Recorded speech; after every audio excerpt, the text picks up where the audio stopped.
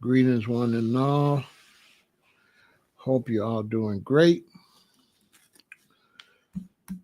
Health is wealth, so take care of yourself. So it is Mental Health Awareness Month. Good to see you, Space Time, Roster Man, the NC Nurse. Always a pleasure. Everybody come on in, hit the like button, share, subscribe, and hit the notification bell. Share this live stream with everybody that you know. This is very important, and it's going to become even more important as time goes. Mental health. Mental health is very, very serious. And May is Mental Health Awareness Month. Good to see you, more power. Much respect, my brother. I see the garden. The garden is going well. Look up the copper, though, bro. Where they put the pole in the ground or the stick wrapped with copper, and then they run it down into the ground. Your plants will grow 2 or 3 times faster. Look that up. As a matter of fact, it's all over TikTok. So copper, you run a stick into the soil where the plant is at. You run a copper wire that goes either, I think it goes from the stick down under the plant and down into the ground. So even if you got a plant in a pot, you just have the hole in the bottom where the copper can go through, right? And then you put the copper in the ground. I just seen a guy, he grew a lot of plants at the same time, the same plants. 4 or 5 of them had the copper, 3 of them didn't.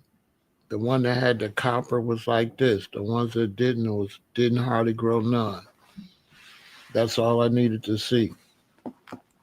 So all of y'all look into that.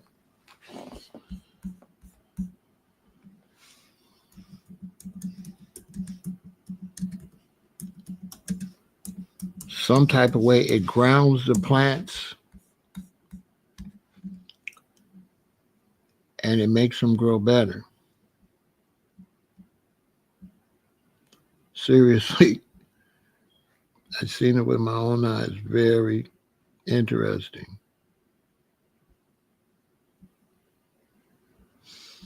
Very interesting. I'll look it up. You'll see it. It's all over social media. Many, many farmers use it. Lots of people that grow, they use this method.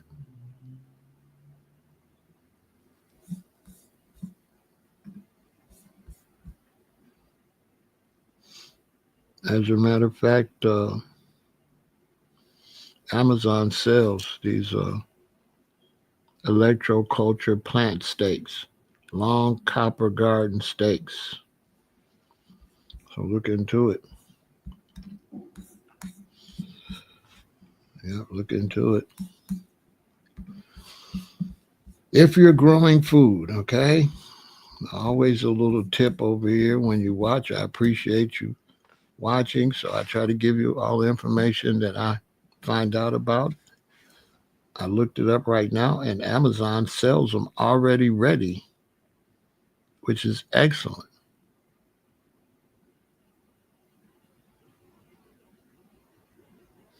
Excellent, excellent, excellent.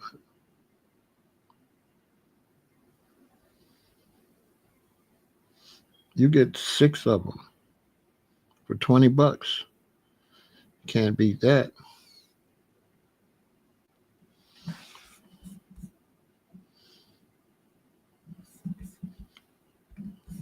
Yeah, that to my cart. Actually, I have some friends that have homes and things like that, so they might be interested in that.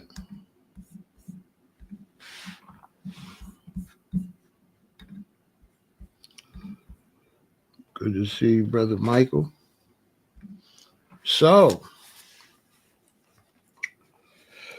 today we're talking about mental health.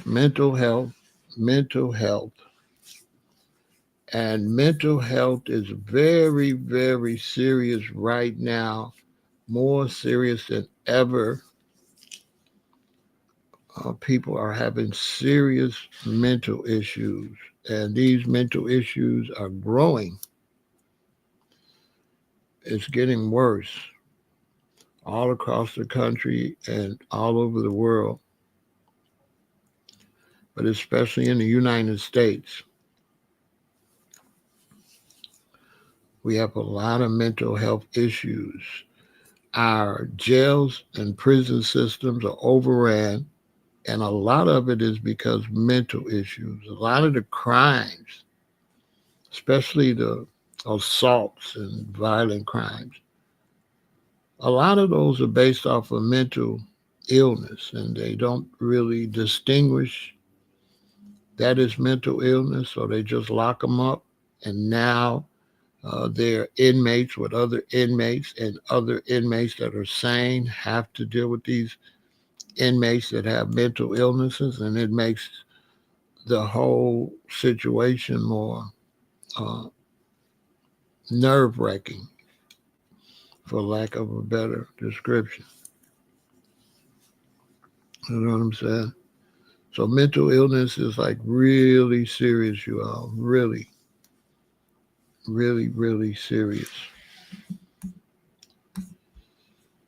And so that's why we're going to really focus on that this month quite a bit. I think that's going to take at least 2 or 3 conversations, because it gets into a lot of your mental stability goes in a lot of different directions based on a lot of things you've got to go through in life. We just seen the brother that ran over the police officer after his son was unalived by another police officer. And you can look and see uh, that was related to mental illness. Anybody could see that it was temporary insanity. It's really clear to see if you know the signs and know the facial expressions. It was basically a temporary insanity. If he didn't already might had some slight mental issues, and that could have just really pushed him over the top. So mental health is very important, you all. Very, very, very important. You have to work hard on your mental health at all times, because it's always going to be eating at you without you knowing it. Always.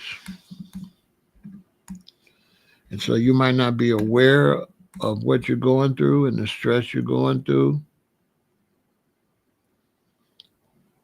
You might not even know what's causing your problems. So let's look into it. What causes mental health? This was an article published December 15, 2022. UNC Health Caldwell. Shout out to them. Mental illness is a complex subject, and there's still a lot that we don't know about it, but we do know that it could be caused by a variety of factors, including genetics, environment, and lifestyle. Mental illnesses are among the most common health conditions in the United States. More than 50% of people in the United States will be diagnosed with a mental illness or disorder at some point in their lifetime. Wow. 1 in 5 Americans will experience a mental illness in a given year. 1 in 5 children, either currently or at some point during their life, have had a serious, debilitating mental illness. 1 in 25 Americans live with a serious mental illness, such as schizophrenia, bipolar disorder, and major depression. Wow, I didn't know that, huh? Did you all know that? That's deep. What causes mental illness? There is no single cause for mental illness. A number of factors can contribute to risk for mental illness, such as early adverse life experience, such as trauma or a history of abuse. For example, child abuse, sex assault, and witnessing violence. Experiences related to other ongoing chronic medical conditions such as cancer or diabetes, biological factors or chemical imbalance in the brain, use of alcohol or illegal substances, or legal substances that really don't really work well with you, like prescription medication, having feelings of loneliness or isolation. It is important to remember that not everyone who experiences these risk factors will go on to develop a mental illness. Mental illness is a complex condition with a multitude of causes. As our understanding of the condition grows, we will be better prepared to provide effective treatments and support those who are affected by mental illness. Complications from mental illness. Mental illness can affect people in a variety of ways. For some, it may cause mild symptoms that are easily managed. But for others, mental illness can lead to serious and long term complications. These can include problems with employment, housing, and personal relationships. In severe cases, mental illness may even lead to suicidal thoughts or self harm. The good news is that mental illness is treatable, and there are many resources available to help people manage their symptoms and live happy, successful lives. If you or someone you know is struggling with mental illness, don't hesitate to reach out for help. There is no shame in seeking treatment, and the sooner you get help, the better. Prevention. There is no easily identified cause of mental illness, and symptoms vary from person to person. As a result, there is no sure way to prevent mental illness. However, there are some steps that you can take to reduce your risk. These include managing stress levels, increasing your resilience, and boosting your self esteem. If you already have a mental illness, taking these steps may help you to better control your symptoms. Pay attention to warning signs. If you notice any changes in how you're feeling or if your symptoms start to return, be sure to contact your doctor or therapist. It's also a good idea to work with them to develop a plan for what you should do if your symptoms do come back. This way, you'll know exactly what steps to take and who to contact. Get routine medical care. It's important to keep up with checkups and visit your primary care provider regularly, especially if you start feeling unwell. You might have a new health problem that needs attention, or the symptoms you're experiencing could be side effects of medication.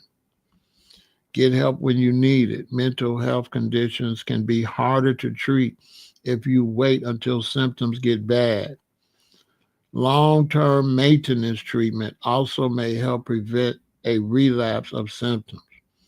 Take good care of yourself, sufficient sleep, healthy eating, and regular physical activity are important. I'm going to repeat that. Take care of yourself, sufficient sleep, healthy eating, and regular physical activity are important. Try to maintain a regular schedule. Talk to your primary care provider if you have trouble sleeping or if you have questions about how to eat and physical activity. Conclusion. While there is no single cause of mental illness, there are a number of risk factors, including biological, physiological,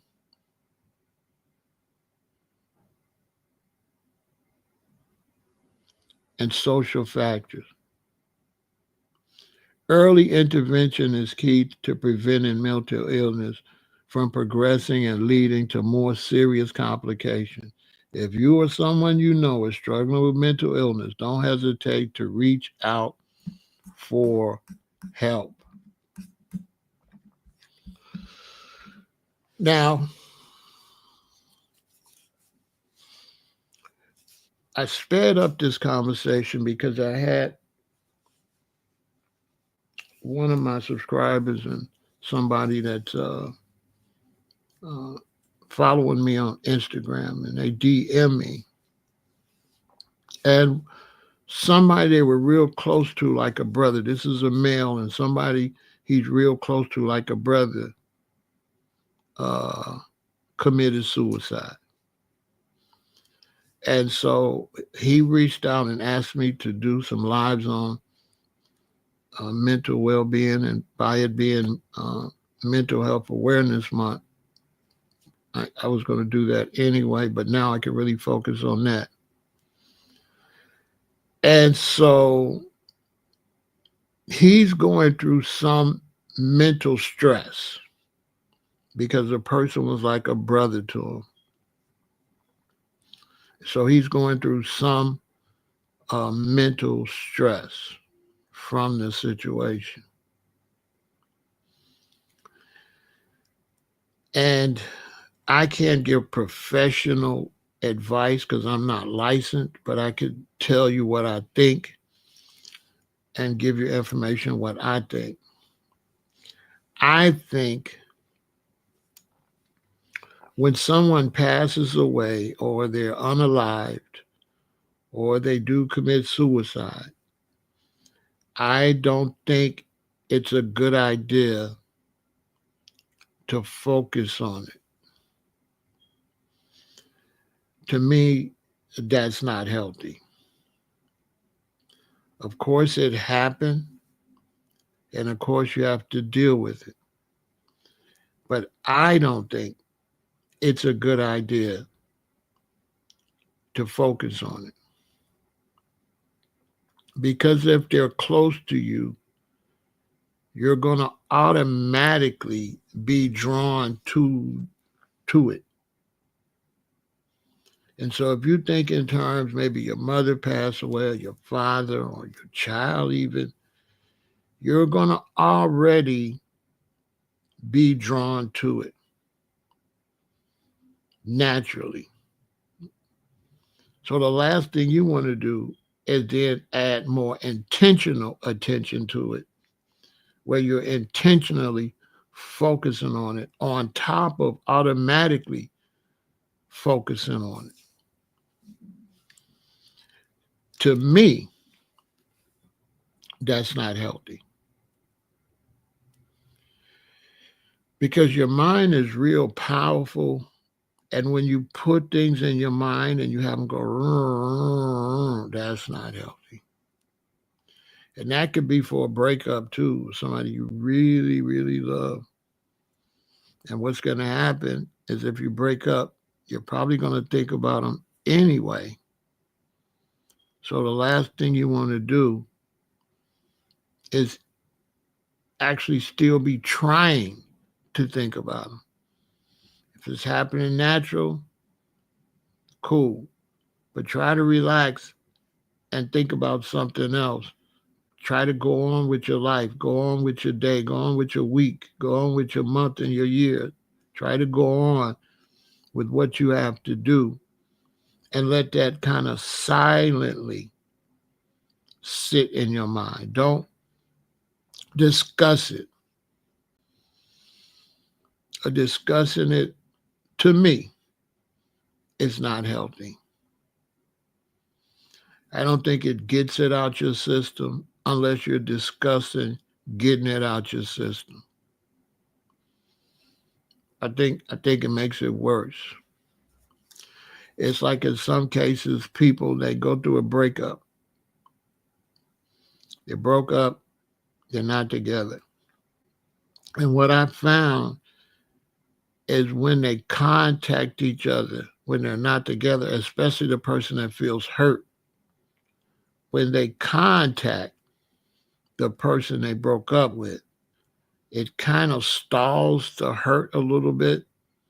But then when they're not around or when they get off the phone, I think it gets worse. I think every time you contact, you're just stopping the process of you moving on. And you're making it worse and worse and worse. You would do better to just try not to contact, take the pain, and if the pain is at 100, if you don't contact them, it'll go down to 99. Now, the problem is you won't know it's going down. You won't know that you're not at 100 and you're at 99 because you can't feel that. And so for you, it's going to feel the same day every day. 100, 99, 98, 97. You won't feel it. It's just like when you look at a clock, you can't see the hand move, but they're moving. And so you won't be able to know until you stay away. And eventually you'll be able to tell that you're being cured of this love sickness. But it's a slow process. And because it's a slow process, it might make you think you're not getting better. And if you get down to 80 and you call them again and you talk to them, that could drive you right back up to 98, 97. So now you're just keeping the same cycle going because you need absence from the situation so you can get your mind right. So I'm not saying this is professional advice, it's just my advice. When you go through a bad breakup, change around your movements. Don't go where your ex is at. Stay away from your ex. Don't go to places where you're going to always see your ex. Okay? Sometimes these situations cause insanity. And people end up unaliving their ex all the time because they just become too angry, too obsessed, especially men. And you keep going around where she's at, and then one day you see her with her new mate. That ain't going to be good for you. You want to try not to see her in her new mate. You don't want to see that. Go get busy. Find something to do. Because that does wear on your brain.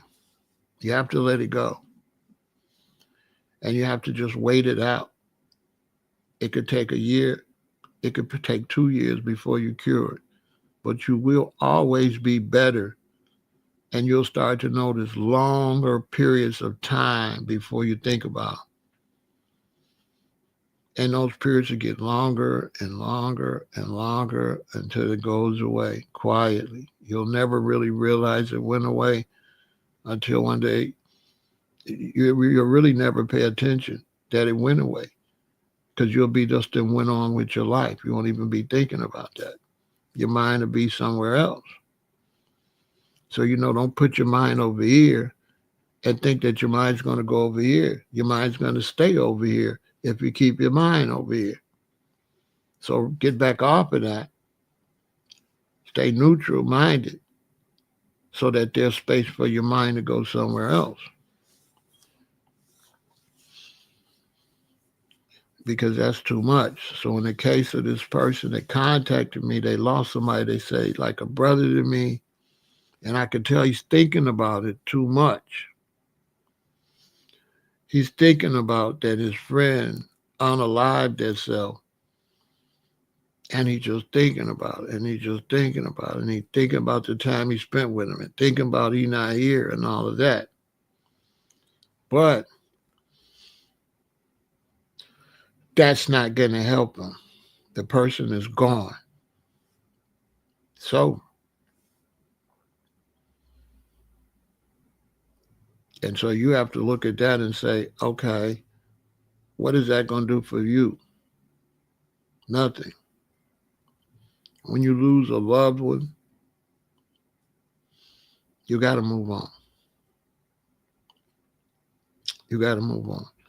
All what people going to tell you, all these emotions you wrap in and stuff like that, that ain't necessarily healthy. That's not necessarily healthy. And so my advice is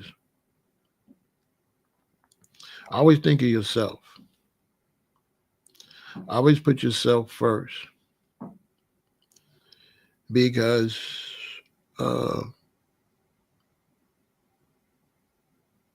if I go through a bad breakup and I don't take care of myself, does that make any sense? Because now I could end up hurting myself or unaliving myself. And how does that help the breakup? You're still not together. And now you're not even here to live your life because you put too much thought into that. And so for work, jobs, or anything, my advice to help with those type of situations is always think about yourself. Thinking about yourself will get you out of all those type of situations. So ladies, okay, you loved him, he left you. He's with somebody else, he didn't do it right, he was running around behind your back and all of that. So of course it's going to bother you. Go to the gym. Get some exercise equipment. Get on some type of plant-based eating program. That's going to erase all of that. It's going to give you a form of self-wealth, self-help. You're going to feel wealthy about yourself. And that's going to be a good distraction because now you're thinking about yourself. Oh, listen, man, okay, let me get in shape. Let me work out. Let me eat better. Let me save more money. Let me do something for me. Instead of worrying about this breakup or this person that passed away or the job, somebody at the job. It's not good to focus on these things. These things are bad for your health. Now let's take the job. The job is another one. You cannot put your mind into your job. You cannot put your mind into your boss, into the employees, or anything like that. This is one problem that a lot of people, especially in America, is having. You go to work and you begin to dislike somebody at work. And you internalize that you don't like them. And so now, every time you go to work, it's tied to seeing them. So your whole work experience becomes a mental problem and unhealthy. And this is the way you make your money, and this is how you earn a living, and this is how you pay your bills.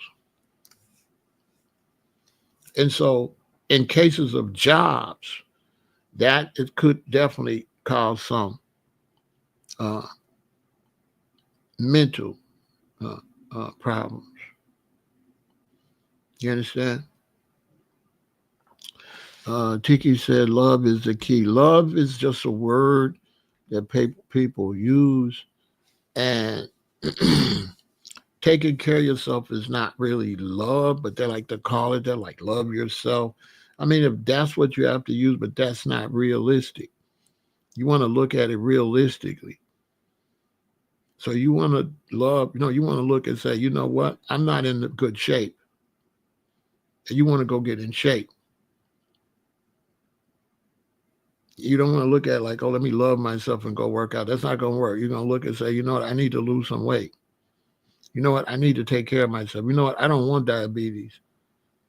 I don't want a stroke. I don't want high blood pressure. I don't want cancer.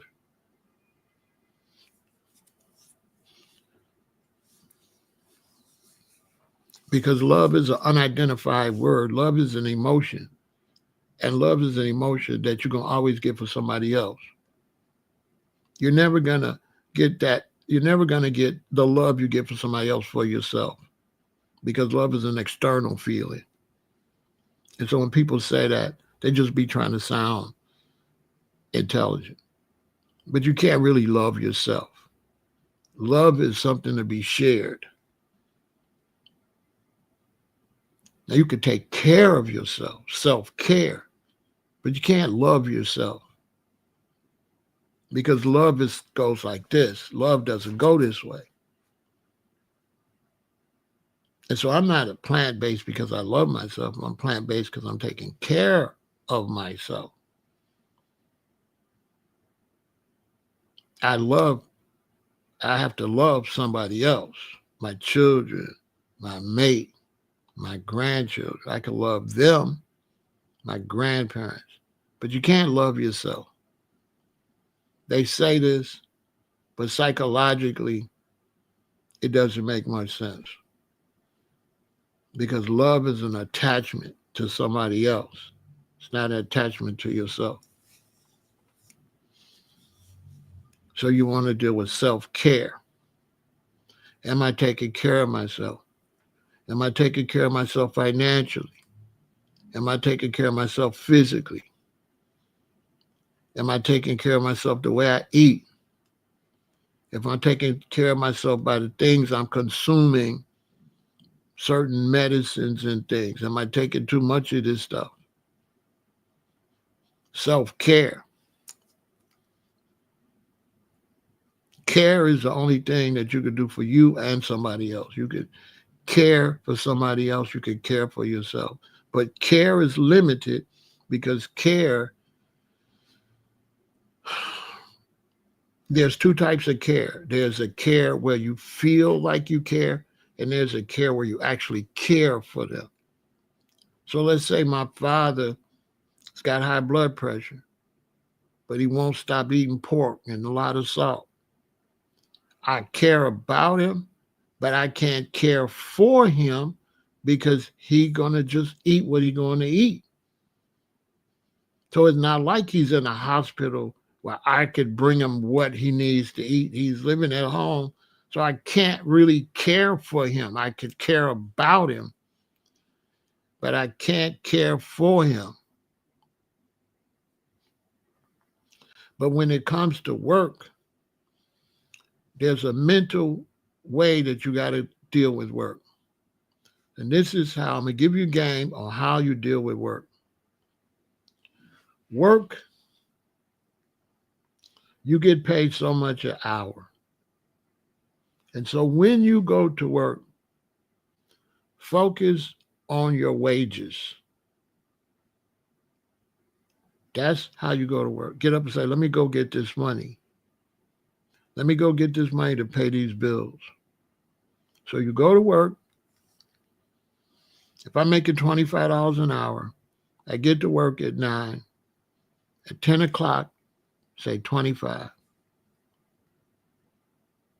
At 11 o'clock, say that's 50. At 12 o'clock, say that's 75. At 1 o'clock, say that's 100. At 2 o'clock, that's 125. At 3 o'clock, that's 150. At 4 o'clock, that's 175. 5 o'clock, that's 200. Okay, time to go home. So I'm at work. There's some guy at work. He always want to aggravate me. I get to work. He say something crazy to me. I get to work at 9. He say something crazy to me at 5 minutes to 10. 5 minutes later, I go, that's 25. I'm not thinking about dude. I'm not thinking about dude, man. I don't care what he's saying. And so when you go to work, a way you can keep your mental health is first, you got to play a little slow.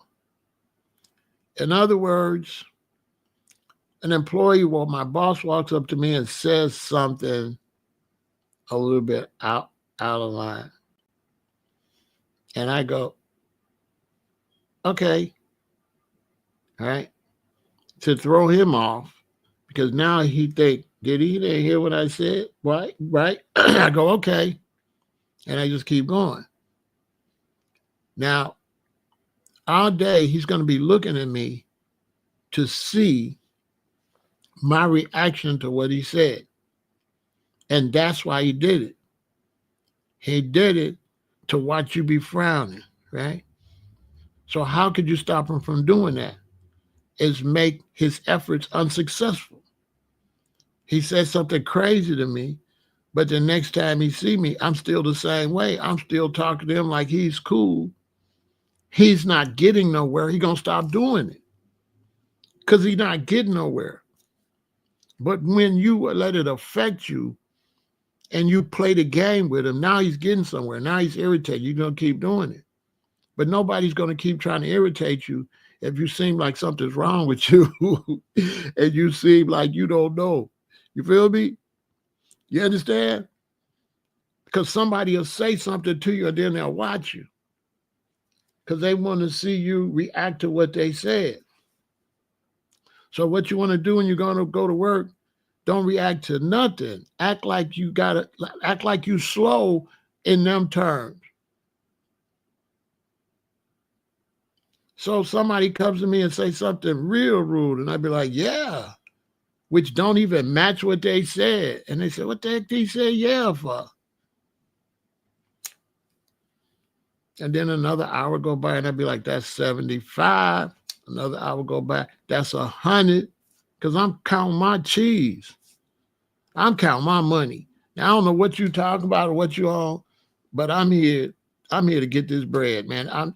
You know what I'm saying? You ain't talking about nothing. I'm telling you, I'm going to be back tomorrow. I'm going to be back the day after. I'm going to be back again. Okay? You're not going to aggravate me at this job. Even if the job gets to the point where it's totally ridiculous, you're not going to aggravate me. I'm going to smoothly and calmly go apply for another job and come in and turn in my 2 weeks notice. Just smooth like that. When I worked in the work field and the job was, I would go at lunch and apply for another job. But you never let them see you sweat.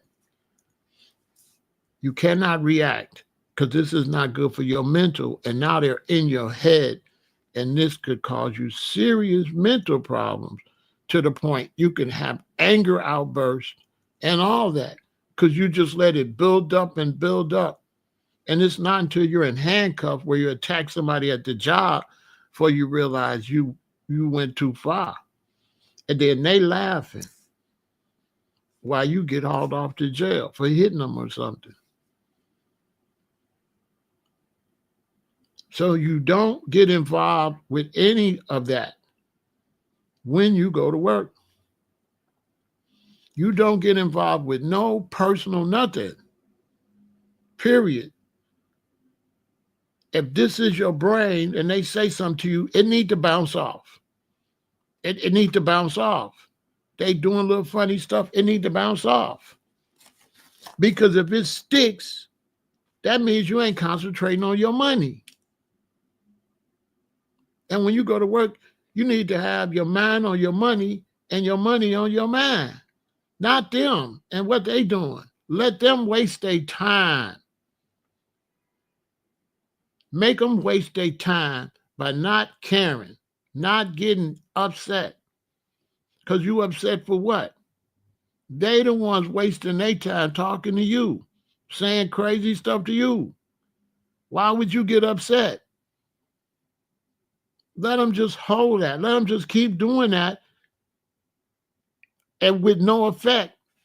And then they'll stop because they'll see they're just doing it for nothing.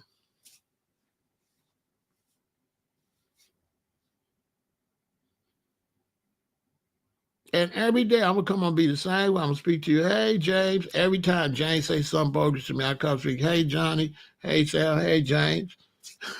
I'm gonna talk to James. I'm gonna talk to James like he ain't never did nothing. I might even kick off a conversation with him. Hey man, did you see the game? You gotta play crazy. Then James gonna be like, you know what? I gotta find somebody else to pick with because Pharaoh's slow. I've been aggravating and trying to aggravate him and try to disrespect him. And he's so stupid, he don't even see.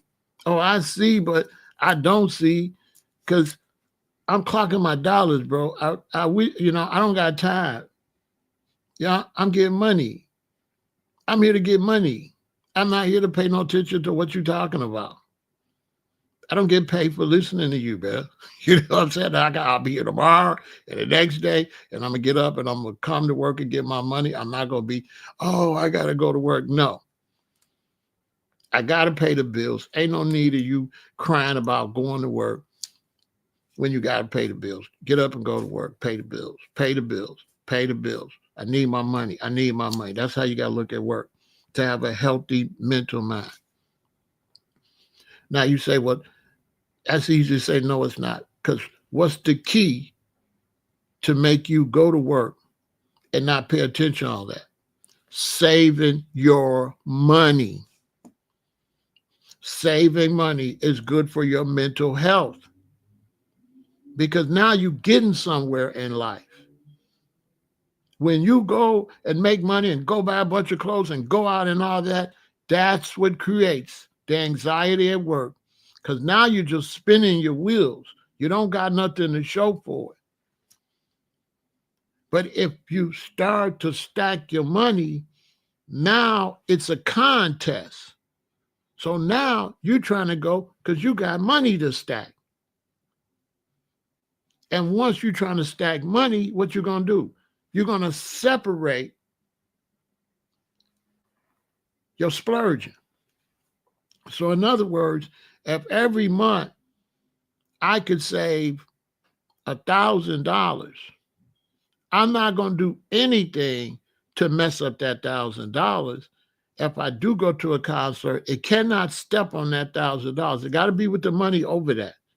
If I can't fit it in and I start doing something where this month I only save $500, no, that's just not going to happen. I've already allocated. I'm going to save $1,000. I'm going to pay my bills with this, and I got a little extra money. And this little extra money, right?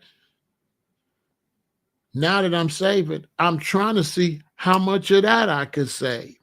So if a concert's coming, if you ain't nobody I really, really, really, really want to see, you're not going to get seen, bro. I won't be there. Because I put $1,000 in there, but I might be able to put another $500 at the end of the month and then another $1,000. So, hey, if I can make this money grow quicker than I'm putting over here, then let me do that. Because other than that, if you're living from paycheck to paycheck, you are definitely going to be frustrated. It's all fun Friday night, Saturday night, and it's all sadness Sunday night and Monday morning. Because you ain't putting the money away to be able to benefit you. Because in some cases, that money could benefit you enough to start your own business and make a whole lot more money than you making at that job. But you helping other businesses make all the money. So when it comes to mental health at work, you cannot get into no personal mind games at work. Your supervisor tell you do something, do it. And keep on pushing. So you say, Farrell, what if the supervisor and them keep telling you to do stuff, do this, do that, do this? What difference do it make? I got to be at 8 hours. So whatever. Okay, I don't care what you tell me to do. Because at 5 o'clock, I'm gone. I'm here. I got to do something. So you're saying, do this, do that, do that. Cool, boop, cool, boop, cool, boop, cool. Oh, 5, got to go. Got to go. If he's picking with me, once he see I'm just doing it and I ain't thinking about it, he going to leave me alone. If it gets too crazy, I'm saving my money anyway. I just go look for another job. But I'm not going to come in here with no type of mental connection to this job.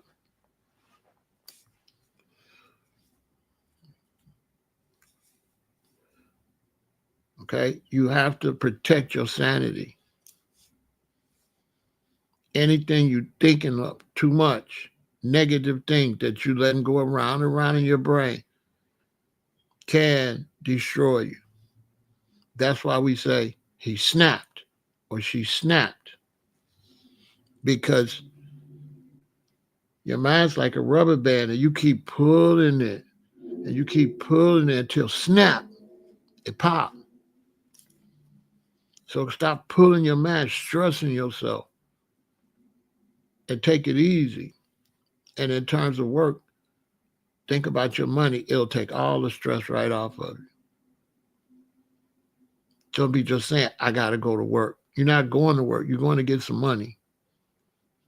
But the reason you say you're going to work is you don't save no money. So you are going to work because you're working to jag off your money. You understand? Yeah, that's how you go crazy. And you can't go to work every day. It makes work too miserable. If you make work miserable, how you going to get your money? So you got to focus on your money, okay? So that helps with mental health at the job. Don't do no lot of socializing. Be quiet at the job. Shut up. Don't go up to that job running your mouth. You're up there to make some money. Don't go up to that job talking about your children, talking about your family, talking about your wife, talking about your husband, talking about where you've been. Shut up. Don't go up there trying to be everybody's friend. Go up there, be quiet, do your job and leave. Speak. Other than that, other than greeting everybody when you get there, shut up. Don't be trying to make no friends at work. Go to work and go home. Because that's going to blow up in your face, okay? These people are not your friends. These are your workmates. These are your fellow employees. These are people you work with. Go up there, do your job, and go home. You're up there to make money. Also, all that jibber jabber, you're going to lose your job because you can't be efficient when you're up there running your mouth, okay? It's going to backfire. I know a lady, she worked for Abbott Health. She'd go to work, da da da da da da da da da da da. Know everybody business, da da da da.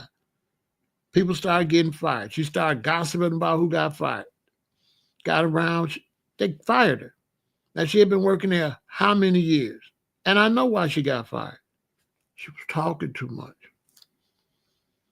And the people she was talking to talk too much. And you talking, and then they go talk and go right back to the boss. She didn't be quiet. Got fired. Her whole life went right downhill. Whole life went in the tank. Almost lost her house. Couldn't fix the roof on the house. Didn't have no money because this was a stable job she had. All she had to do was shut up and go to work. On top of that, she was way overweight. She kept eating. Now, I don't even know if she's alive. I need to call her to see if she's still alive. Because instead of her concentrating on herself and getting all that fat off her body and eating right and exercising. She on the phone, she at the job. She either running her mouth gossiping or moving her mouth chewing food. Bad food that ain't no good for her. Now she been living in misery now for probably about 8, 9 years. She been extremely sickly. 2 knee replacements because your knees can't carry all that weight. Come on.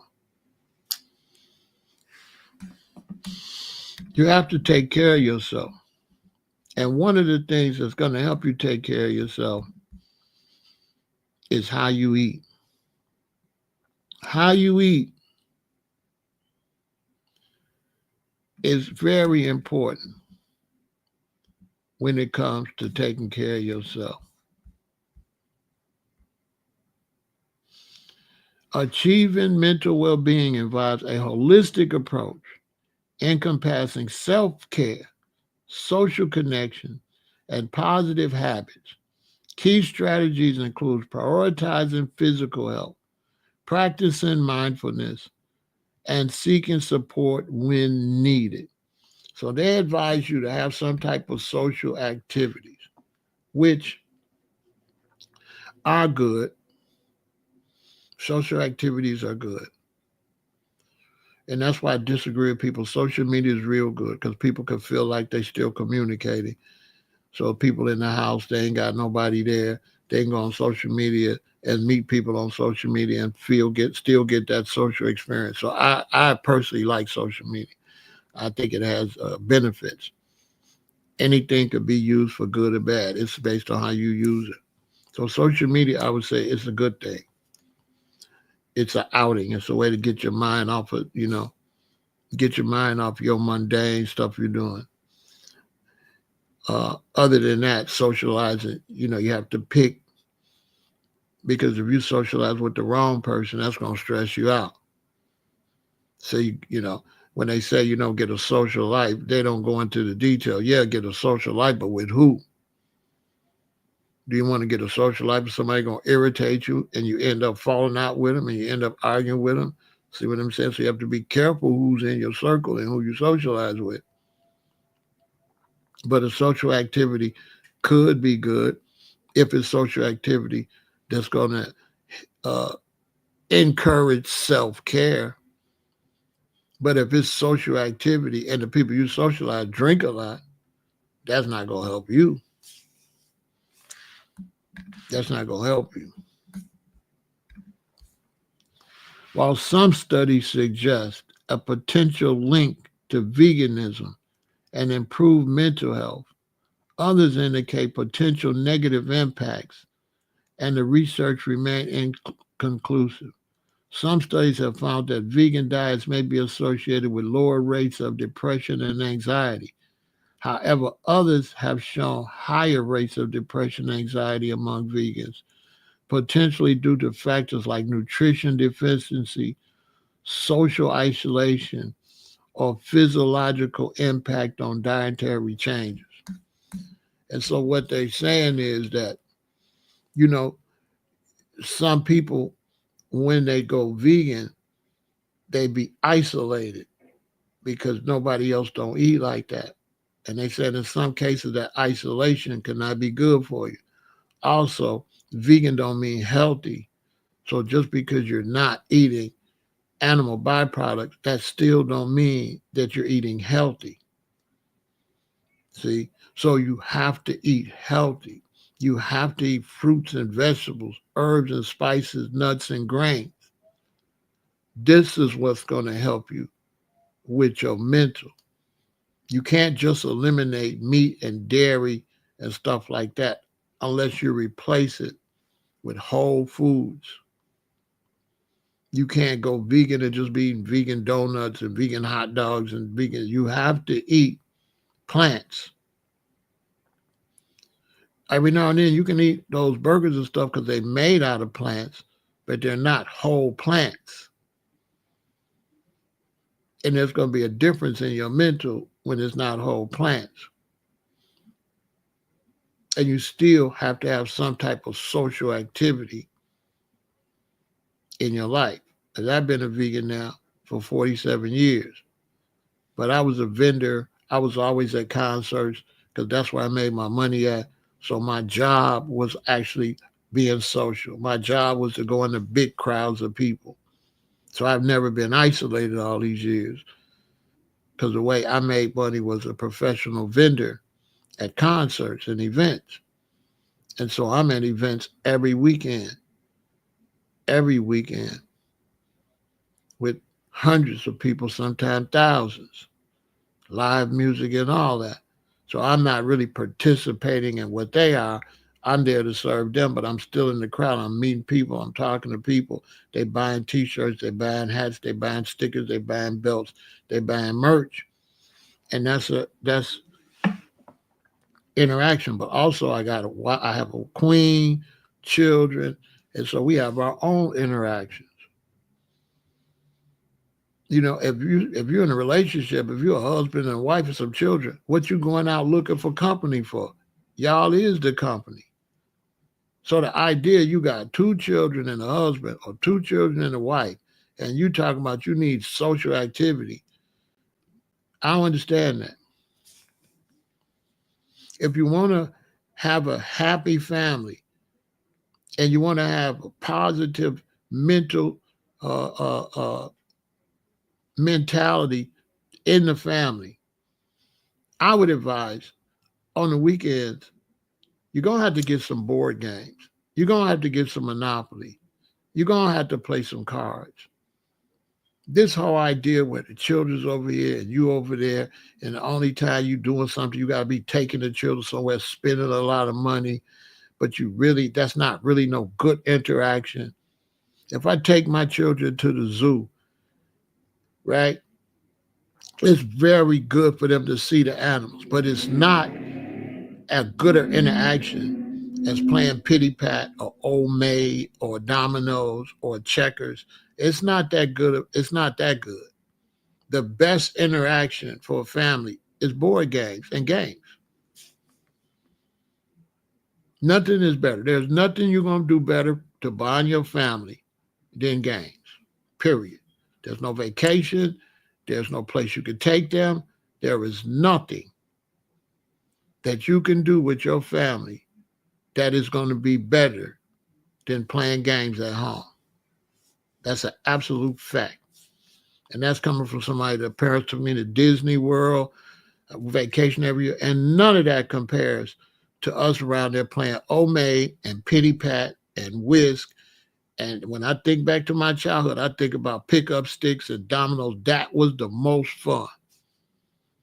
The most fun with my family is in the kitchen playing Monopoly and trying to make sure my daddy don't win. That was we don't want him to win because he gonna make us, he gonna talk crazy. Right? Now that was the most fun in my childhood as far as with my family. That was better than summer vacations. That was better than going to Alabama. That was better than going to Disney World, Six Flags. Nothing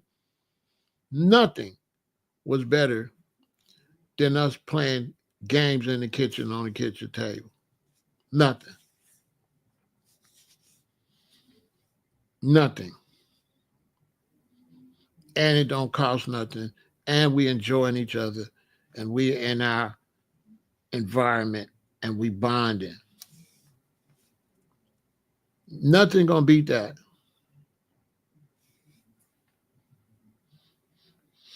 As a father, there's nothing you can do more bonding with your son than to get on that video game and play him in that video game. Nowhere you're gonna take him is gonna be better than that. Period. He's gonna enjoy the trips and all that. But when he think back, he gonna think back to you playing video games with him, you playing cards with him, you playing dominoes with him, you playing Monopoly with him, Stratego, and all the other great games that are really good for the mind. Stratego. Chess is good, but Stratego is a whole nother level because you can't see the pieces. Stratego, for the fathers out there, get Stratego, get Monopoly, get board games, get cards. Teach your children how to play cards. Sit there, you and your wife, and your children and play games right there. Stop thinking you got to go out and spend all this money and stress yourself for these whack trips and these whack outings that really don't give you no time to bond because you're spending too much time going to the location. Then you get to the location. Then you try to get ready right at the location. Then you're walking around at the location. And you spending so much time with the people where you go into the location. You ain't really no one-on-one with your children, like sitting at the kitchen table on a Saturday evening. And it's just y'all and you at home in your environment, playing board games and playing card games, pickup sticks, which helps you with going to help your children so they don't be all shaky. Going to show them, and you're going to need that if you go into the tech field, if you go into where you got to wire stuff. So games like pickup stick, these games ain't just games. These give you skills, mental skills, physical skills. It ain't no game like what you think. You got to be smart, especially Monopoly. If you ain't smart, you're going to stay in jail. You ain't going to have no good property. You ain't going to buy no property. You're going to lose every time. So these are the things that could bring a healthy mentality to the household. But as far as eating right, definitely fruits and vegetables are definitely going to be good for your mental. That's why they said veganism. They didn't say eating fruits and vegetables. Fruits and vegetables are going to add the moisture in your body and the nutrients in your body for you to not be so quick to get stressed and all that. Because when you eating all this hot, salty food, and salt raises your blood pressure, then if your blood pressure is getting raised, then your temper is getting raised. Your anger issues are getting raised. There's no way your blood pressure cannot be going up and it's causing you some type of mental. You've never seen nobody cut a watermelon and somebody be angry. Everybody has a whole different vibe when you cut a watermelon, the family smell, you cut it. Anytime you go to this, we came up, there was always a fruit bowl in the kitchen table. And anytime we was eating fruit, me and my sister, we was never beefing or never getting into nothing when we was eating fruit. It always seemed like when my mama said, "Come in here, y'all," and she cut us some peaches, it always seemed like me and my sister was just like this while we eating them peaches. Tell me I'm lying. When you're sitting there with your brother and your sister and you eating that fruit, it's a bond there. It's a calm. When in terms of your brain is moist. Your brain not dry. So eating a bunch of dry stuff, how's that going to help your brain? Your body needs moisture. You see, right now I'm drinking soursop tea, right?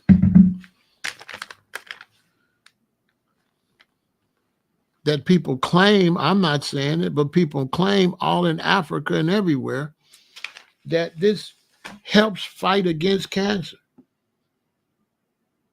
I can't say it cures it because you're not supposed to say stuff like that on YouTube, but it helps fight against it. But one of the ways it helps fight against it, because if you're drinking this, you ain't drinking no cancerous stuff. You ain't drinking no red dye. You ain't drinking no yellow dye.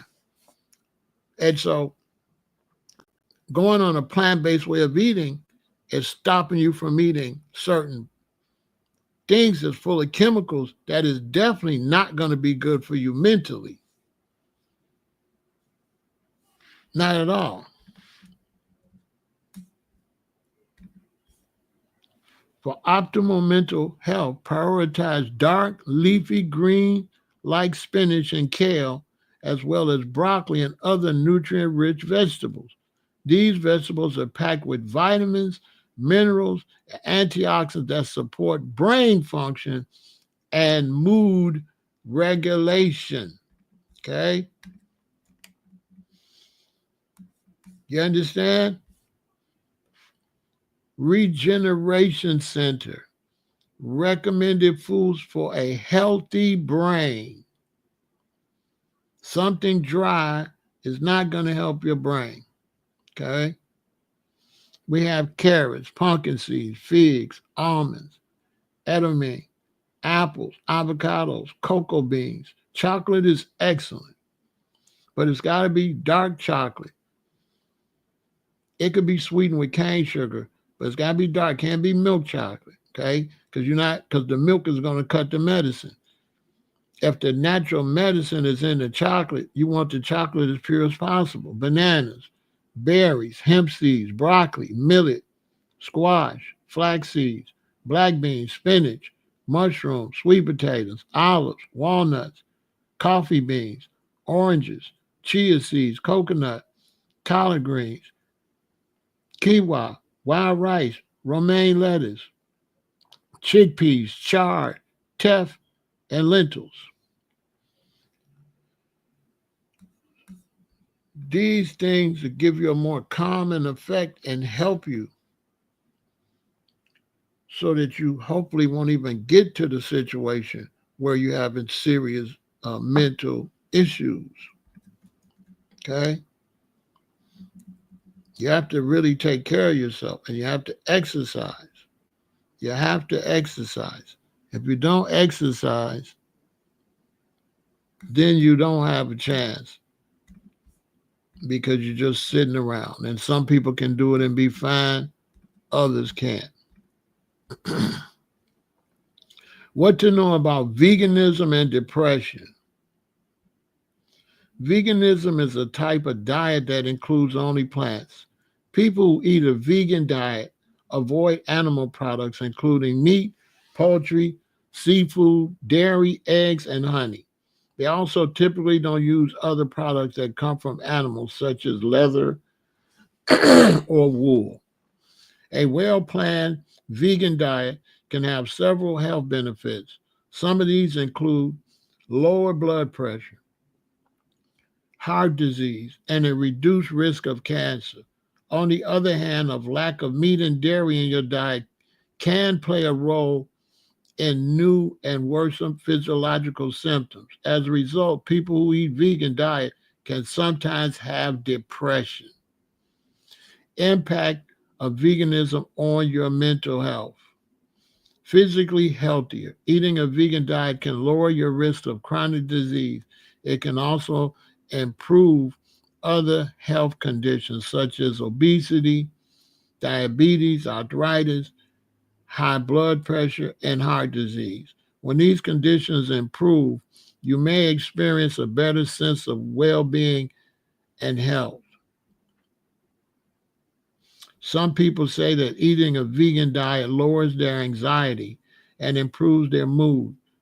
Other people report that it actually makes their mood and anxiety worse. Nutrient deficiencies. However, eating vegan can lead to a vitamin nutrient deficiencies. Not getting enough of all the essential nutrients your body requires might cause depression and depression symptoms. Now, here goes the thing.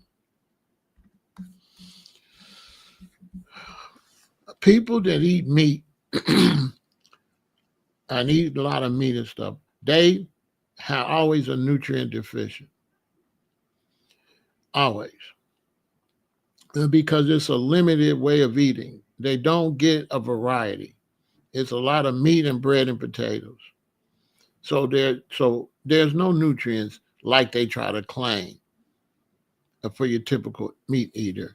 Because in this world, anybody knows that Popeyes and Church's Chicken and McDonald's and Burger King don't have no nutrients.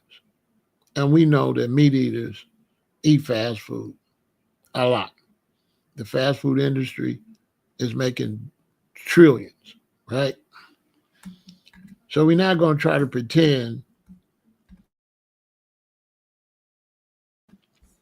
that meat eaters eat healthy because they don't. They don't eat enough variety and stuff like that. They eat a lot of fast food. a lot of times vegans don't eat enough variety. They don't get enough nutrition too.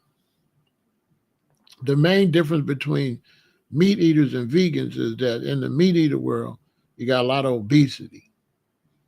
You got a lot of diabetes. And you wouldn't have diabetes if you was getting good nutrition.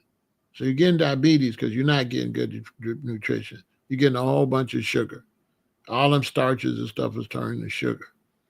So a lot of these articles be contradicting themselves because one article they'll tell you that, but the next article they'll show you all these people with heart disease, all these people with cancer, all these people with these sicknesses. Because when I do these sickness awareness months, some months got 5 sicknesses, 3 sicknesses. That's how sick, especially Americans are. And Americans aren't vegans. Okay. So the obesity problem, the high blood, the strokes, the heart attacks, the cancer, it don't come from plant-based eating. And so when they say that you might not get no nutrition, they're taking for granted that meat eaters are not getting any nutrition. Typically, out of 100%, it probably ain't nothing but 10% of them getting adequate nutrition because they eat a lot of vegetables with their meals. But the average meat eater eats junk food. That's why the junk food industry is so big.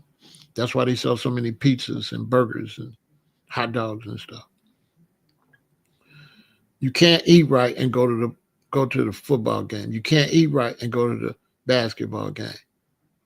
You got to eat trash because that's all they sell. You can't eat right and go to the movies. They don't sell anything nutritious at the movie. Everything at the movie theater is bad for your health. The popcorn is basically a stroke or a heart attack. Straight up. With all that butter and all that salt. It's totally unhealthy. And so you have to really eat a variety. That's why I teach people that eating vegan is not what we do. We don't eat vegan. I just read that to you the way he said, but all that's totally incorrect.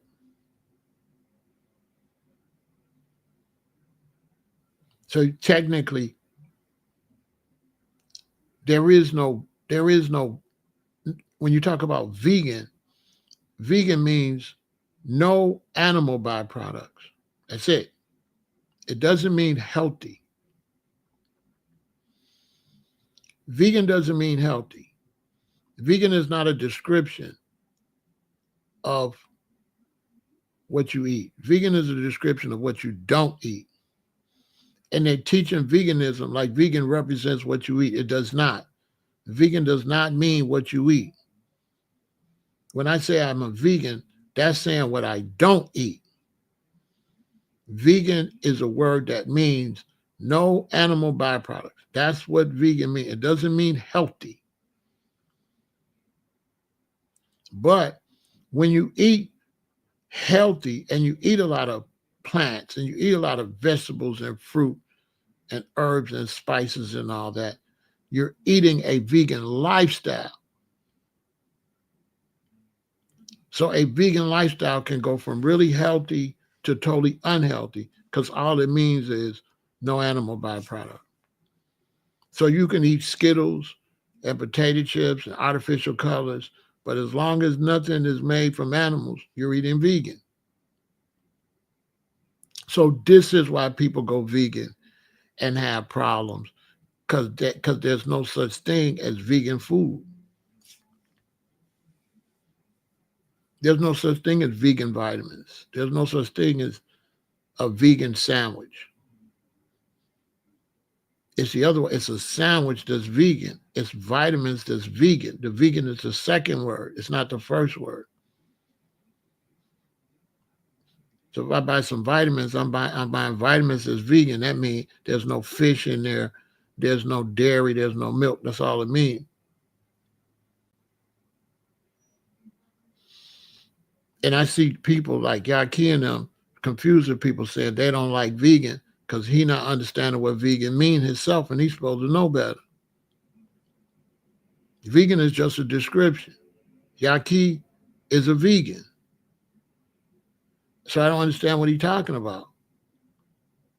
By the terms of vegan, he don't eat no animal byproducts. He's a vegan. I can't wait to talk to him. I'm gonna get him over and interview him. And that's one of the first things I'll tell him, bro, stop telling people you're not a vegan. You a vegan. In the terms of vegan, I asked him, what do vegan mean? It just means no animal byproducts. It don't mean healthy. You still gotta go and eat healthy. And people get that confused.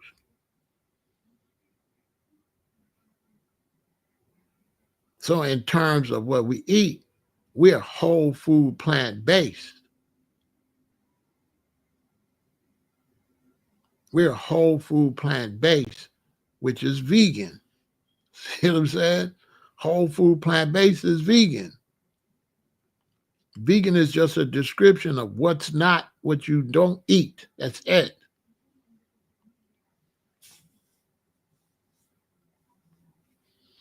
And so in my manual I got, the easiest way to become a vegan, this is not about being healthy. This is about changing the way you eat so then you can eat better. That's it. It's all about getting you off of meat and dairy, artificial flavors, artificial colors, preservatives, and stuff like that. It's a two-part thing. I'm not trying to get you to eat healthy. I'm trying to get you off the bad stuff first and then get you to eat healthy. So you can eat whatever to get off of the bad stuff. But where a lot of people that call themselves vegans make a mistake is once you get off the bad stuff, now you got to look into high nutrition. You can't just stop because you got off the bad stuff. So all that stuff you use to get off the bad stuff is fine. I support eating vegan burgers, vegan fries, potato chips, whatever you got to do to get off pork and all that. But once you get off of that, now you got to get rid of the burgers, the potato chips, and all that, and start going into a whole food plant-based. Because there's two things going on that nobody addressed. And one of the things going on is the addiction you have for the food you're eating. So my manual is just about breaking your addictions first. I can't get you to go whole food plant-based if you're addicted to meat, if you're addicted to bacon, if you're addicted to eggs, if you're addicted to table salt, if you're addicted to white sugar, if you're addicted to white bread. I gotta first help you break the addiction. And then once you break the addiction, then that's when your taste buds is ready. And that's when you go into the whole foods. So I support vegan products, but only for you to transition. Those are only for transitioning. Some people can transition straight to vegetables and stuff, but a lot of people can't because they're already addicted to fast food. So they need a vegan form of fast food to get off of the meat form of fast food. Then we get them on whole foods. This is the only way it can be done. Can't be done the other way. You can't get people off of the regular food and get them to go straight whole foods. It's impossible because you have addictions. Your taste buds is messed up. Everything is messed up. You got to learn how to shop different. You got to learn how to cook different. You got to learn different products. You got to learn nutrition. Because until you go plant-based, you don't know nothing about nutrition. You know, my mom used to give us one-a-day vitamins, but we never learned nothing about no nutrition. We didn't know nothing about no vitamin B and vitamin D and potassium and all that. We didn't know nothing about that. That's what you're going to have to learn once you get off of that. Then that's when you're going to make sure you take everything and do everything to make sure you're eating nutritious. But you can't just go from a Babylon eating style to high nutrition. It doesn't work like that. You have addictions. We have to get you off the addictions first. And anything we got to use to get you off the addictions, we'll do it. And it's much easier to get you off of plant-based junk food than it is real junk food, because plant-based junk food don't have all them chemicals and stuff in it. So it doesn't have the same addict. You're not going to be addicted. So it's easy to get you off of that. But it ain't easy to get you off of Pepsi and Coca-Cola and Doritos and all that. That's Cheetos. That's not easy, because that stuff got chemicals in it. And you have a chemical addiction to those things. And these things cause mental problems that nobody want to talk about. Everybody talk about the violence in Chicago, but I would put on the table, what do these drill rappers, what do they eat? Yeah, what do they eat? Why they saying they savages? Because they eat like savages. There is no way, if you got these gang members all for meat and all this artificial flavors and colors and cheese and all that, there's no way they would still gangbang. They might be in the gang, but they won't bang. They won't be violent. Their violence will go away. Their violence will go right away if you change the way they eat. Their whole mindset will change. The whole way they look at everything will change.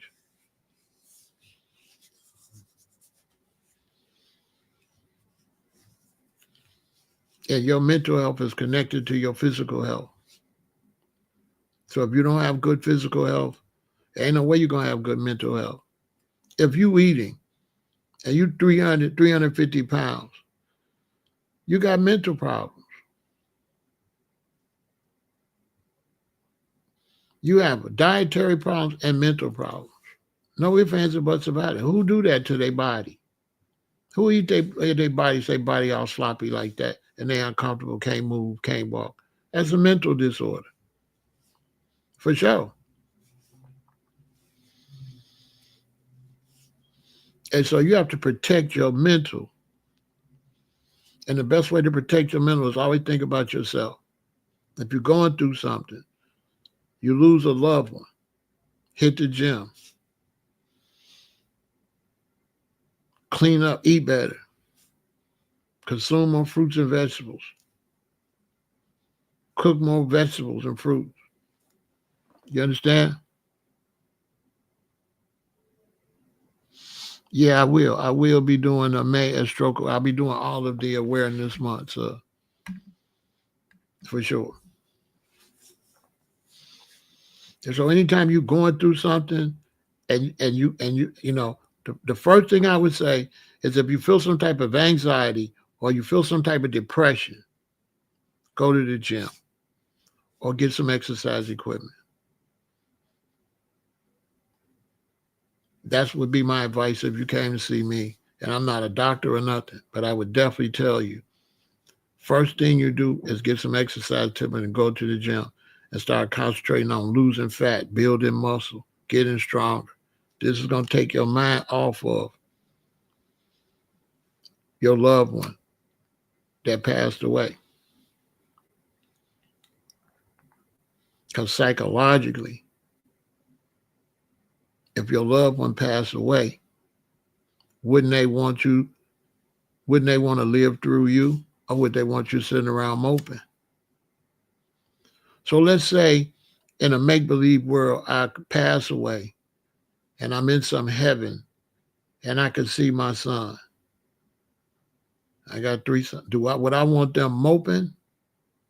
No, because if they moping, then I'm moping. If I'm watching them, what I want them to do? I want them to go live life so that I could live life through them. Because if I already passed away, why do I want you to be like, that don't make no sense. Why would I want you to be sad? I need you to be double happy and go live life for me. I don't need you you're sitting around sad because you're your loved one. You're doing them a disservice. They would want you to live more life. They wouldn't want you to live less life. There's no way. Think about it. If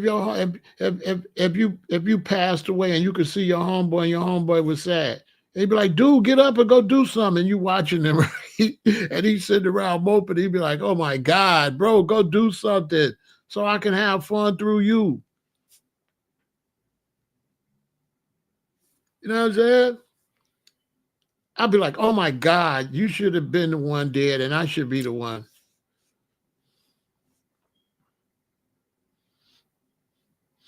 I wish I could trade places with you. I bet I'll be having fun. So it's like you're not doing no service to your loved ones. You ain't doing no by being all sad and down and out. You're doing the injustice.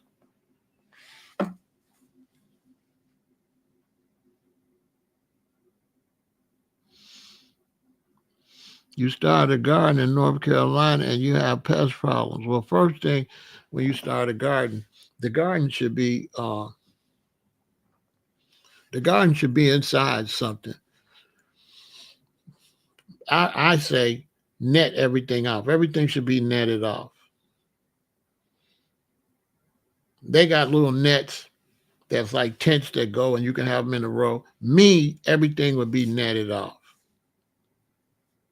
Because without netting everything off, you got to put down too much of these natural things to get rid of the bugs.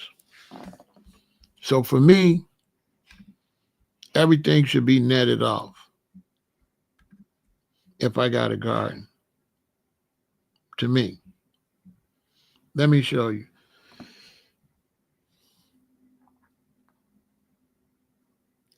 At the time when I was married, I was taking care of my father. I came home one day and my ex, she had sprouted all these seeds. And she's like, Pharaoh, they sprouting. I want to plant them. So I had to rush to come to her aid to help her grow these plants. Now, they had to go in the ground within the next 2 or 3 days. So I went to Home Depot. I got some tall sticks. I got some mesh. I nailed the sticks in the ground. I wrapped the sticks with the mesh and made a makeshift tent, see-through. And I put some totes in there so I wouldn't have to dig up my father's backyard. And I planted the garden. And then I took safety pins because I had to wrap the net twice and the grasshoppers was going and crawling, trying to crawl through. So I took some thread and I went on the inside and I sewed it together all the way around. So this part's over this part and they was coming through here and I sewed it together and I made a makeshift thing. Check it out.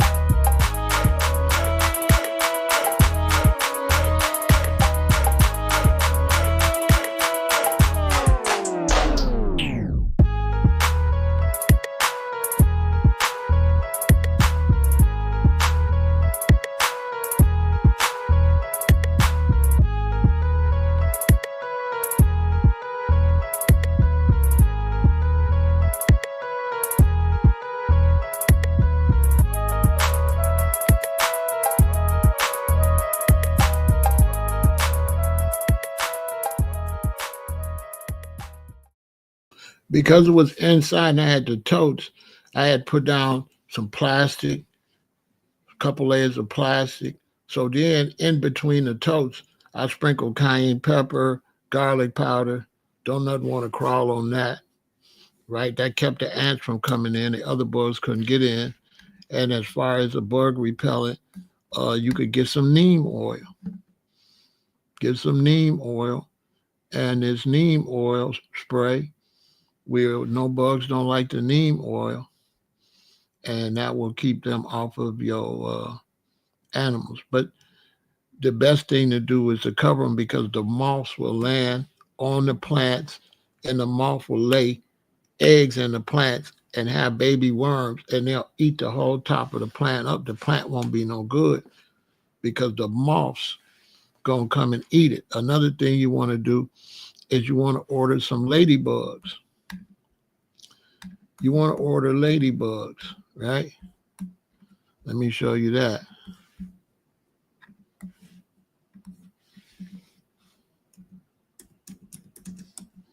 I ordered ladybugs. So you can order some ladybugs and they'll mail them to you, right? You can order ladybugs, live ladybugs, and they will mail them to you, okay? They will mail them to you. And then you release the ladybugs, and the ladybugs will eat all of the little, a lot of the little creatures, the ladybugs would eat them. So you can order ladybugs from a place like this. They go eBay. You can order ladybugs. A lot of people got ladybugs, live ladybugs. So I ordered ladybugs from a dude. He sent me like a plastic cup, and it was full of them. You know what I'm saying? It was full of them. So you can order ladybugs. It's a whole cup. You get a whole cup full of them, and then you just release them. You know what I mean? Into your garden, and they'll live on your garden. They don't cost much. And if your garden's outside, every now and then just order some more. You know what I'm saying? And the ladybugs will eat all of the little creatures that are trying to destroy your garden. If they lay eggs, the ladybugs will find them and eat them. The ladybugs will find all the little bitty creepy crawly baby bugs. The ladybugs will eat them, and the ladybugs will keep your garden nice and clean. So I released a bunch of ladybugs in there, and the ladybugs went to work. Plus, it wasn't easy to get in there, but they will get in there. And so you have to work hard. So a lot of people, they have the little, if you're growing on the ground, they have the little mesh. They have the mesh that you can get. Let me see if I can find that for you.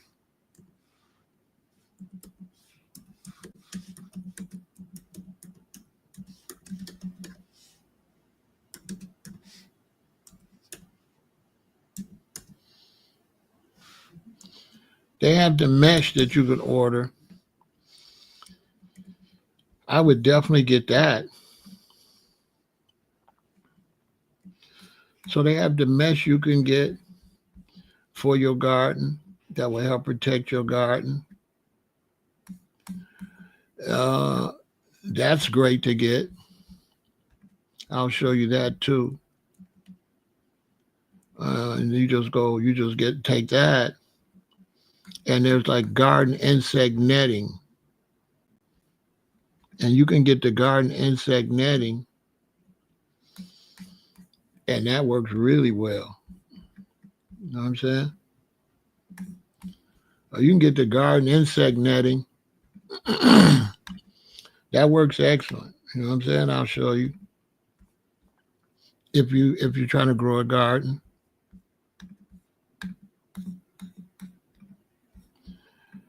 So yeah, you get the garden insect netting and put the garden insect netting over your plants, and that'll protect your plants. You know what I'm saying? For those that got a garden and want to grow your food this time of year,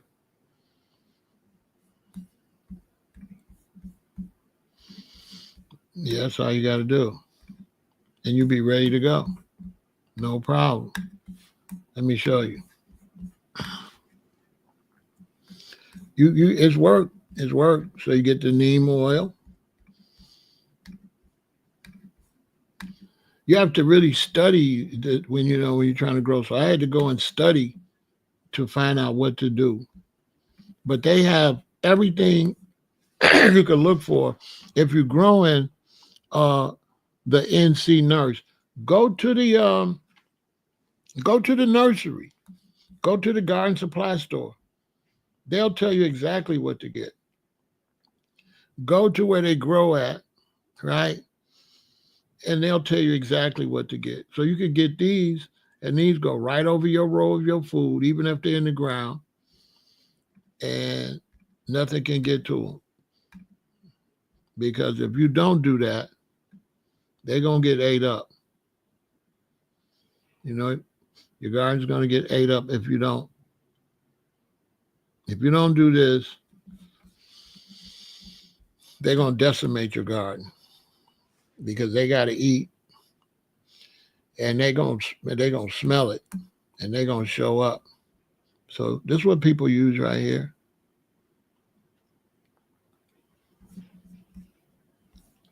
You know what I'm saying? Yeah, it's you got to go to the garden supply. They'll tell you everything you need. They'll tell you everything you need to spray on them. They'll tell you everything you need to keep them healthy. They'll give you all of 411 because people coming in there all day, and that's what they do. They're going to have everything to protect them and everything. But one thing a lot of people don't know is no matter what, before you put the net over them, right? Put ladybugs in there. Put the ladybugs in there. And put the ladybugs, as soon as you put the net over them, open up them ladybugs and put them in there. And them ladybugs going to be on them plants, and them ladybugs going to protect them plants. Yeah, them ladybugs going to protect. And do some research, because some people sell you a lot of them. Some people don't sell you that many. So do your research on who you order them from. I forgot who I ordered them from, but he sent a lot. When I say a lot, he sent a lot. They lasted all summer. And they actually lived in there. Some of them was trying to escape out through the little holes. But most of them just went on the plants and lived in there. You know what I'm saying? You got to have that if you're going to grow. So if you're going to grow food, you want to get the ladybugs, all right? You see, you can get the ladybugs. They're going to send them to you in a thing like that. It's going to be full of them. They might got them at the nursery, depending on where you live at. If you're in North Carolina, they probably got all that. But yeah, you get the ladybugs, let the ladybugs in there. You ain't going to have no aphids. You ain't going to have no aphids. They're going to eat all the aphids. Yeah, they're going to eat all the aphids. So ladies, even if you're in your house and you're growing plants and there's aphids all in there, just go and put a cover, like one of them covers, over your plants for a while and put the ladybugs in there for a while. And the ladybugs going to eat them up. And then just take it out, let the ladybugs out and just catch them as you see them in the house. They ain't going to do nothing. And then you can just catch them and release them outside as you see them. Might be good for the ladybugs to be in there. They're going to eat any aphids or anything in the house too. You know what I'm saying? Ladybugs is a good bug to have in the house. I'll tell you that. And then catch them and throw them out.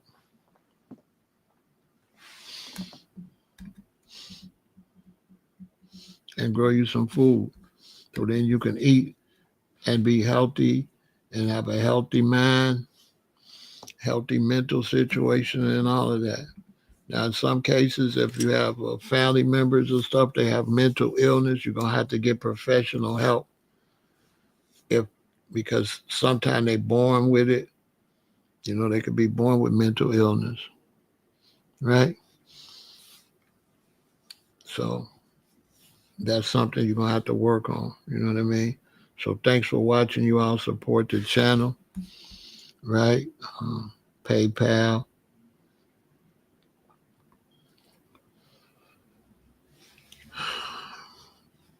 And take care of your health is very important. You know what I'm saying? Take care of your health and eat right, and make sure you eat a large variety of fruits and vegetables. That's the key. Fruits and vegetables. Fruits and vegetables. Okay? So you can hit Cash App. You can hit PayPal. Fruits and vegetables. And if you got a loved one that you lost or something like that, you know, the best way you got to look at that is things like that happen. It can happen to you. So that's the time to reflect on your life, because it can happen to you too. So when you lose somebody, take that experience to reflect on everybody alive. Like sometimes you'll lose somebody, you'll be like, dang man, I wish I would have been around them more. But then what about the people still alive? Are you going to wait till they pass away before you realize maybe I should make up with my mama? Maybe I should make up with my daddy. He wasn't the best daddy. She wasn't the best mama. But how I'm going to feel if they gone? Always, if it's a family member, like a mother, a father, brother, sister, somebody like that, and they, even if they did you wrong, always make it right with them from your point of view, even if they don't get right. Y'all better listen to me. Your mother wasn't no good mother. Go and tell her you love her. Tell her you forgive her, right? Because if or when she passed away, that's what you're gonna wish you would have did. You're gonna wish you would have you would have wished you would have said something nice, regardless. And people always find this out after the people pass away. You don't want no bad feelings from your end with nobody, especially family members. You don't want nothing on your end because you got that vibe because you're thinking they always going to be alive. Then when they pass away, that's when you're going to realize I could have just squashed that from my end. So that way you don't have no guilt. You ain't in the funeral home doing all that crying because you did what you were supposed to do. And you say, hey, mama, you know, it's all good. Because that caused you mental illness because you mad because your mother or your father didn't have what they needed to be a good mother, a good father. How you going to be mad at them when they didn't have it? How you going to be mad at a parent because they don't got it? But you looking at it like they got it and they just didn't give it to you. They don't got it. How could they give you something they don't got? How's she going to be a different mother? She don't got it. When you look at it from that point of view, you're going to feel sorry for your mother. She don't got it. And then when you start thinking why she don't got it, that's when you're going to feel sorry for her, because what happened in her upbringing? The reason she ain't no good mother. She ain't just no good mother for nothing. Her childhood. So how you mad at her, but her whole childhood raised her like that? She ain't just like that. Your daddy just ain't like that. There's factors. Many of them been passed down since slavery. But nobody want to talk about it. That's why I didn't like The Color Purple.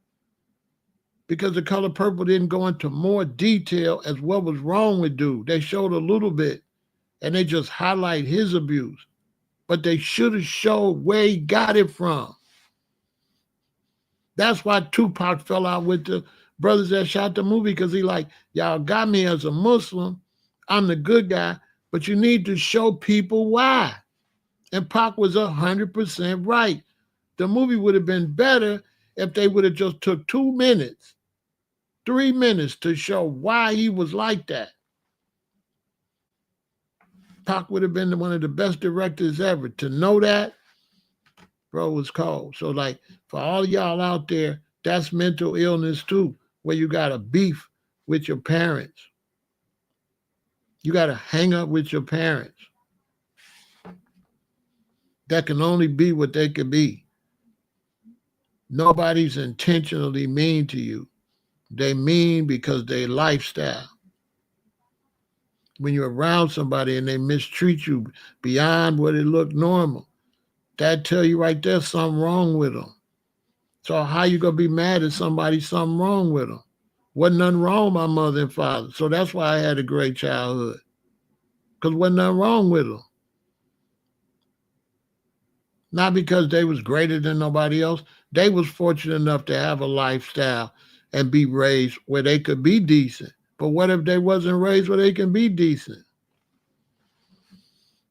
I done been with women that mother was on all kind of substances. How the heck she gonna be an excellent mother?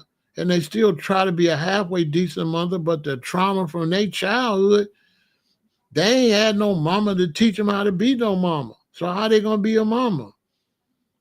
They quick to anger. They got all kind of issues, quick to cry because of all the stuff they had to go through as a child. They don't even tell you they man. They don't even tell you everything they've been through. Your parents don't tell you what they've been through. You don't know what they've been through. They don't tell you. Some things is too painful for them to tell you. What if your mama was SA'd repeatedly? What if an uncle or somebody did something to her repeatedly? And you wonder why she ain't no good mama.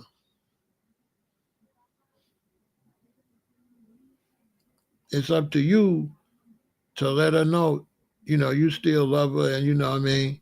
It ain't no thing. You made it through it. Because when you hold that grudge, that's going to give you a mental problem. You're going to have a mental problem. Grudges cause mental problems. Because now you can't function right because you holding in this negative energy. And now everybody come in contact with you, that negative energy going to come on everybody because you won't release it. It get to a point you have to release stuff. And the best way to release negative energy is to eat plants and exercise and be on a heavy nutrition, taking vitamins, getting your plant-based vitamins to make sure, so once you go plant-based and you get on this heavy nutrition, you automatically supposed to be having all kind of vitamins. You automatically supposed to be taking extra vitamin D. You automatically supposed to be taking vitamin C. You automatically supposed to be taking niacin. You're supposed to be trying to get some copper in your body every now and then, some B12. And all so on and so you're supposed to be looking for everything that needs to be in your body because it's all about taking care of yourself.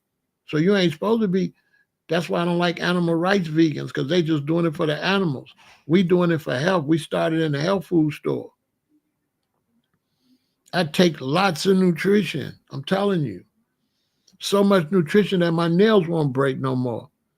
The first one just broke today. It got caught on something and tore. So they might all break, but they used to grow long, but now they're growing even longer. And I just let them keep growing just to show y'all, since I've increased my vitamin intake, look at this. Look at that. This would have been broke.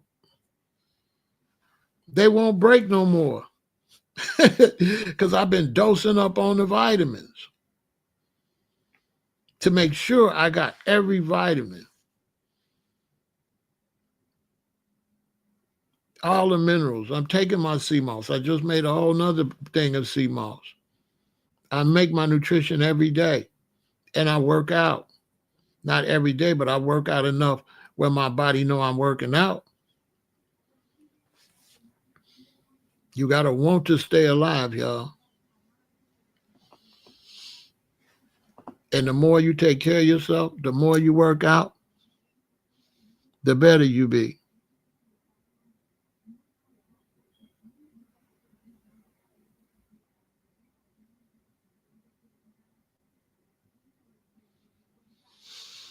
Yeah, all you got to do, you don't want nobody to pass away without forgiving them and getting that off your chest. You know what I'm saying? Because people be having reasons they don't be no good. You be a child, you growing up, your daddy was crazy, your mama, and you be like, man. But once you grow up and you start thinking, why would they be like that? Because something happened to them. They unnatural.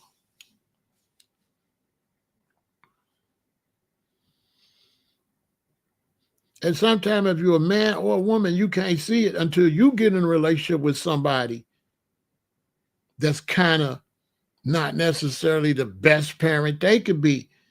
And now you're trying to help them be a better parent. I done been with women where I had to try to help them. I had to cover their parenting skills. And I have to tell our children, man, your mama been through something. You know what I'm saying? Be nice to your mother because she been through something. She ain't even told me everything she been through because it's so painful. If sometimes I've had women tell me what they've been through, they just be crying just to rehash it. They be messed up, man. It's people live with that every day.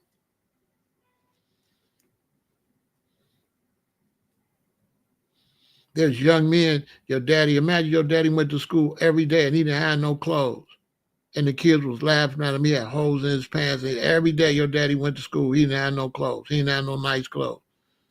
All the other kids, so most of the other kids had nice clothes. Imagine if your daddy went to school every day when he was growing up and the kids laughed at him. None of the girls liked him. He had to wear old clothes, high waters, his uncle's old clothes, while all the other children get new clothes. And now you wonder what's wrong with your daddy. You wonder why your daddy buy all that stuff for him, don't buy you nothing. He got mental issues. He don't mean to be like that, but he messed up. He's stuck.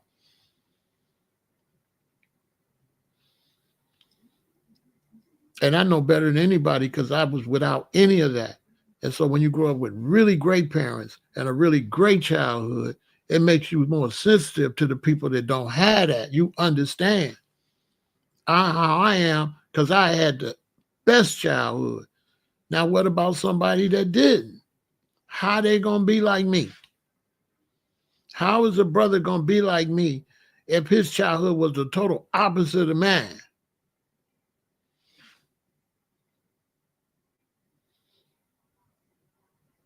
I was just fortunate. It's just a flip of a dime, and that could have been me.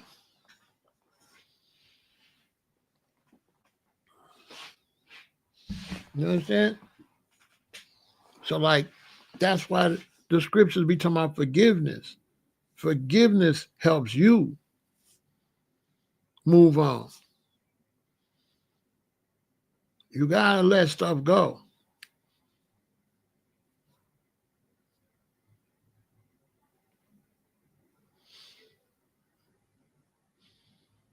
You gotta look at it when bad things happen to you. You gotta look yourself in the mirror and say, who am I supposed to be? That's what you have to do. If you had bad things, bad childhood, bad anything, look in the mirror and ask yourself who you think you're supposed to be. Because a whole bunch of people got bad stuff. So you gotta be very selfish not to think all these people got bad stuff happening, and I'm acting like it shouldn't happen to me. That's how you gotta look at it. Who am I supposed to be? Well, nothing bad supposed to happen to me, and stuff bad happening to billions of people. Bad stuff is happening. You got whole countries where the whole country is bad. The whole living conditions is bad. And then, woe is me, something bad happened to Pharaoh. Oh, God, it never should have happened to me, but it's happening to people every day, every day, every day, daily. Horrific stuff is happening. Who are you supposed to be? Oh, woe is you. Your mother passed away. Everybody's mother's passing away. People losing their children. Imagine losing a baby compared to your mother. Your mother, at least she got to live her life. The baby, you didn't get to live nothing. Pass away early. Hit by a car. All kind of crazy stuff be happening. So that's how you got to help your mental, by being realistic and not beating yourself up, exercising, eating right, taking care of yourself, and getting the best out of whatever you can get out of life for something bad happen anyway. Because something bad might happen to you anyway. All of us, something bad might happen to us. So why we living in a dream world? I could walk out here and bam, anything can happen to me. I could fall in here and hit my head and be gone. Just like that. In the real world. So you ain't got no time for all that crying about stuff that's happening and sad about stuff happening. You better live. You better live for all them that's gone. And you better stop being mean. And if you think you got some type of mental issue, look at it. And then you work on your own mental issue. You calm yourself down. You do what's necessary to control yourself. And if you can't, then go try to see if you can get professional help. But me personally, some kind of professional help, I don't know. Because I don't necessarily believe all them drugs and stuff work. I just don't believe it. I believe nutrition works better than drugs. But that's just my belief. I'm not telling you don't take what your doctor tell you to take. Whatever your doctor tell you to take, that's up to you to look at it and decide if you're going to follow his orders or not. I'll never tell you don't follow your doctor's orders. Because in some cases, you do have to follow the doctor's order because you might have something like H. pylori. And when they give you whatever to get it out, you might really have to take it. But as far as your mental condition, you have to take care of your mental condition.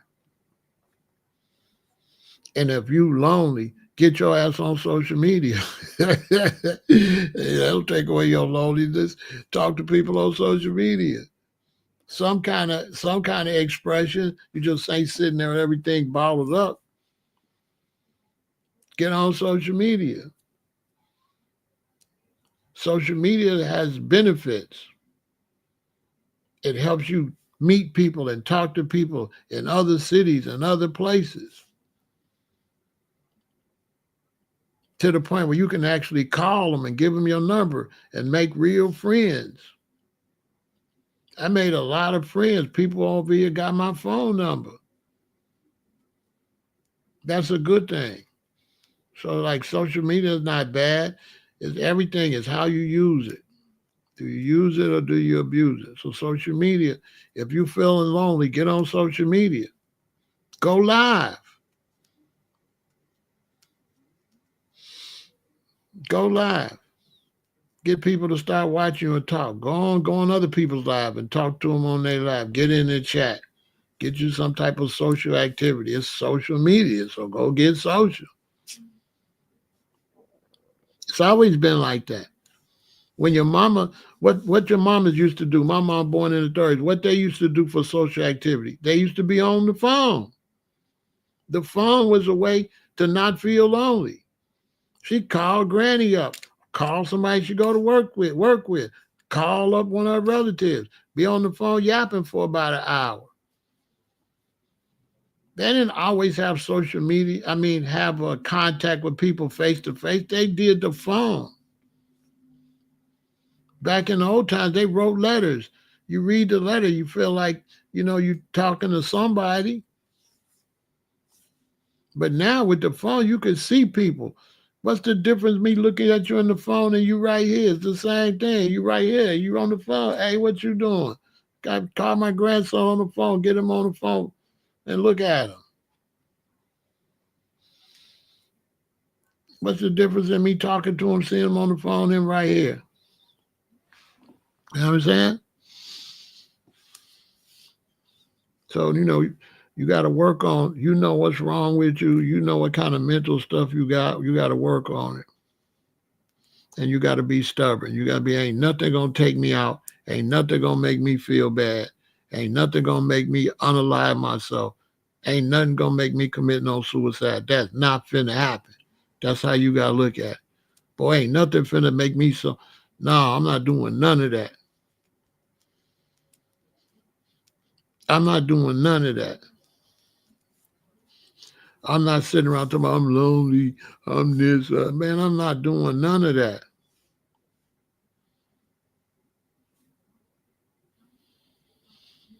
So you can turn on a basketball game or turn on a TV show and you be straight. You be all into that. We got too many things to have your mind enjoy yourself for you to be depressed. If you got people that do have mental illness and mental situations, look at what they eating and what they consuming. And it ain't gonna necessarily cure them, but it's gonna help them to get them off of some of that stuff. They drinking too much soda. They eating too much sugar. If you start to change that, that's gonna definitely help. It ain't a cure, but it's gonna help. All them poisons and all that stuff is not. That ain't definitely ain't gonna help. That's gonna make matters worse. So we're gonna talk about this more some this month, because this is something we could talk about for hours. Because mental health is real, real, real serious. I've seen it up close and personal. It's bad, and some of it come from abuse. Some of it come from abuse, and some of it gets passed down. You know what I'm saying? But a lot of times it could get passed down because it depends how you acting when you got the baby in your stomach. So if you a woman always arguing, you got mental problems and you arguing and stuff, then you get pregnant and you doing all that while you pregnant, yeah, the baby gonna come out like that. Because you basically put that energy into that baby. It ain't necessarily because of the bloodline. It might be your behavior, that you've been behaving a certain way while they was in your womb. You know what I'm saying?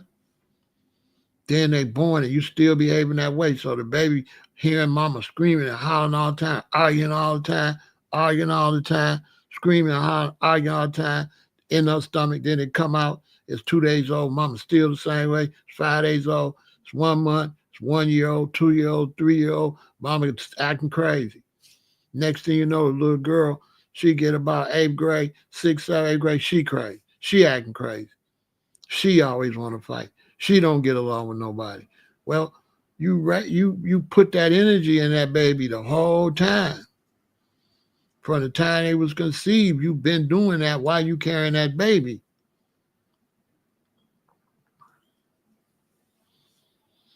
And that trauma, you pass that to your children. You know what I'm saying?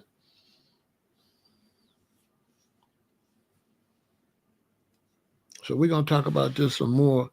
Y'all stay positive, you know what I mean? Take care of yourself and all that, you know what I mean? And eat right, go plant-based, and make sure you take your vitamins. Make sure you take a multiple vitamin, a plant-based multiple vitamin. Make sure you take that. And then do some research on what you need to take, what you need to do. You understand?